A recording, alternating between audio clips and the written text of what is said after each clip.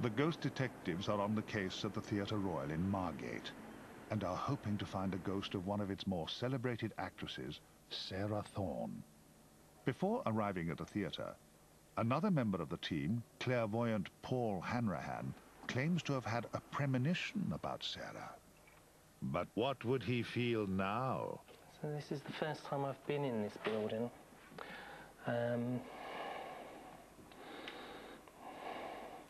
I feel something's happened in this building which has brought sadness. I don't know what, it's just that as you walk in here there's a feeling that hits you in emotionally of a loss of some sort. And I feel it's feminine sort of energy. That's all I've got at the moment. I'll let you know what else I get as I'm going around. But could the feminine energy be Sarah's? Ooh. Sarah Thorne dedicated her whole life to the stage, and in particular the Theatre Royal here in Margate. In 1885 she opened a school of acting here and ran it with an iron fist until her death of influenza in 1899. For 14 years she was the theatre's lifeblood, and it is said that Sarah has never been able to leave the place that she loved. But is it possible for Paul to detect Sarah's ghost after all this time? And I want to go back just over 100 years. That's what I'm being told. Go back just over 100 years to place this lady.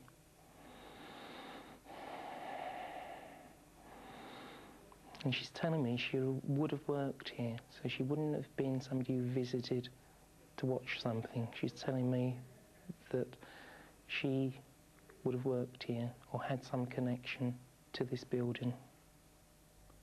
Unhappy that modern students are failing her standards, she has her own way of ensuring that discipline is maintained. During a rehearsal in 1934, Sarah's apparition appeared in a circle, moaning and groaning at the performance. The dumbstruck cast stared in awe as the ghostly figure rose to the ceiling, and one of the dancers fainted in terror. She's bringing a lot of emotion with her. What sort of emotion?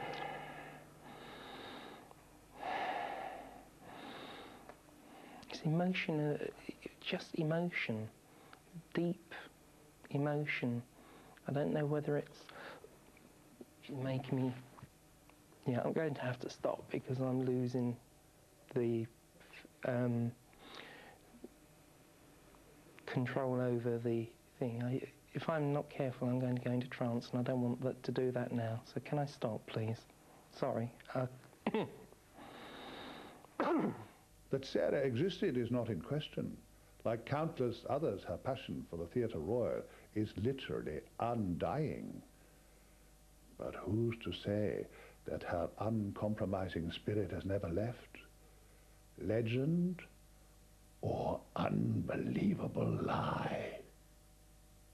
Well, I was asked to help in the fixing of the seating after the war, when this theatre was due to be opened again. And we had to be open by 5 o'clock the next evening, which meant that we had to work all night to achieve this end. About between 1 and 3 a.m. we decided to have a cup of tea from a flask and sat up in the gods up there in the centre.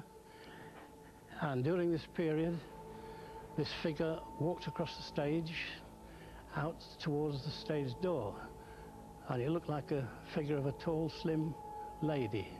And what did it make you feel like? Well, it was very frightening. I could hardly believe it. But at that point, I wasn't, aware of this resident ghost that was supposed to be here. It was only when I related it to someone later that I found out. And I said, well, that must have been it, Sarah Thorne. And it was quite frightening, quite frightening. So how did you react? What did you do? Well, after it went, I just didn't know what to make of it, never having seen an apparition in my life. To be quite honest, I didn't really want to come in here anymore. I stayed away, yes, I never came in again. and I was rather, you know, rather scared. Reams never returned to the theatre until this day. Perhaps he had good reason. In the control room, the team believe they have detected strange objects floating above the auditorium during rehearsals. Macbeth! Macbeth! Macbeth, beware Macduff! Okay, we've just been looking at the mini-cams upstairs, and the main mini-cam that's facing out is picking up orbs, quite a few of them moving in the upper balcony, the upper circle, moving left to right, some at quite high speed, quite bright. We're recording that upstairs at the moment. I'm just trying to see if I can verify it with the second camera at the moment without any luck.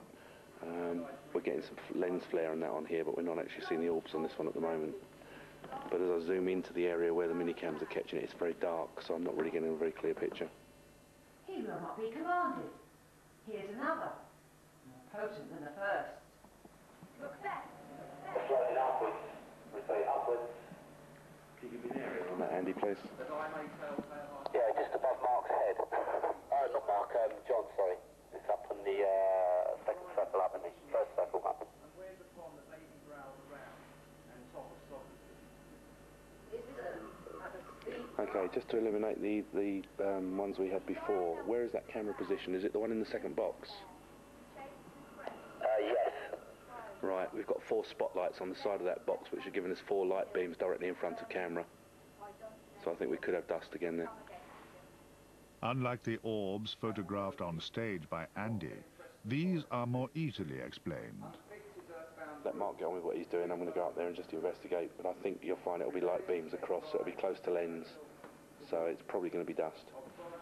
False alarm, I think.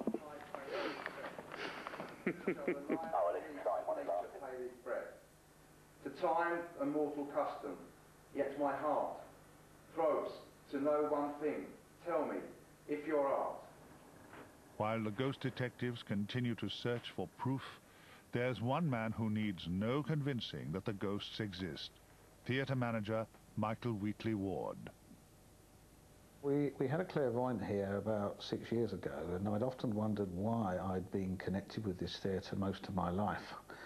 And it turned out that this particular spirit guide I've got was connected with the theatre when it was first opened. It was a owner of a barge, and it turned out to be Charlie Mate, one of the 2 founders. So I've taken this in my stride, and I often think that he's around me at moments of difficult decisions, and he's helped me make them. It might sound as though I'm absolutely raving bonkers, but if I get any problems, I start to think to myself, well, what would Charlie say? And sometimes an answer mysteriously appears. I can't be any more clearer than that, and I suppose a lot of people looking at me will think, well, he's stark staring mad, but I've come to believe in it.